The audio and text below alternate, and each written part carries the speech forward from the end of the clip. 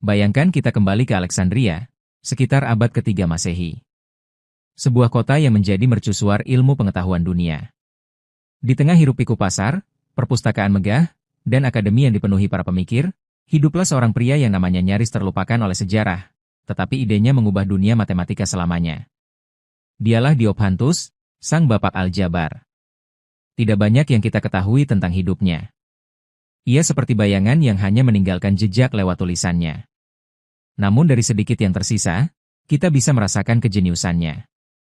Diophantus hidup di masa ketika matematika masih dipenuhi simbol-simbol panjang, perhitungan verbal, dan metode yang rumit.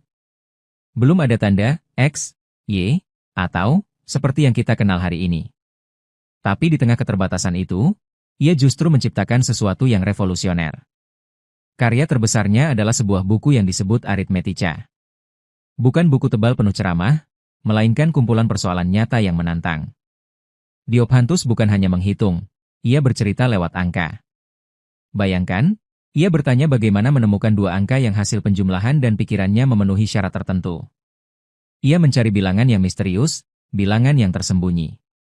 Dan untuk pertama kalinya dalam sejarah, ia mulai menggunakan simbol matematika singkat untuk menggantikan kalimat panjang. Inilah cikal bakal aljabar. Dari Arithmetica lahir konsep yang kini dipelajari jutaan siswa di seluruh dunia. Persamaan Diophantine, persamaan yang solusinya harus berupa bilangan bulat. Persamaan seperti ini kelak menjadi fondasi dalam teori bilangan, kriptografi, bahkan keamanan digital modern. Ironisnya, siapa sangka keamanan internet hari ini berutang pada pria yang hidup hampir 1800 tahun lalu? Ada satu kisah unik tentangnya, teka-teki makam Diophantus. Bukan prasasti biasa, melainkan teka-teki matematika yang menceritakan seluruh hidupnya dalam bentuk persamaan. Konon, teka-teki itu menggambarkan bahwa masa kecilnya berlangsung seperenam hidupnya, masa remajanya 1/12, dan masa setelah menikah hanya berlangsung 5 tahun sebelum putranya lahir. Dari tebakan itu, para matematikawan mencoba menghitung ulang usia Diophantus. Apakah kisah itu benar? Tidak ada yang tahu pasti.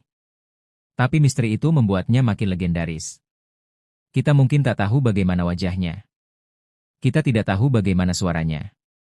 Tapi kita tahu satu hal, ia adalah manusia yang melihat dunia bukan sebagai cerita, tapi sebagai persamaan. Ia mengubah cara pikir manusia. Ia membawa matematika dari sekadar menghitung, menjadi seni memecahkan teka-teki. Dan hari ini, ribuan tahun kemudian, setiap kali kita menulis X, O, Y, kita sebenarnya sedang melanjutkan warisan seorang pria yang hidup dalam bayang-bayang, namun menerangi masa depan ilmu pengetahuan. Itulah kisah singkat Diophantus,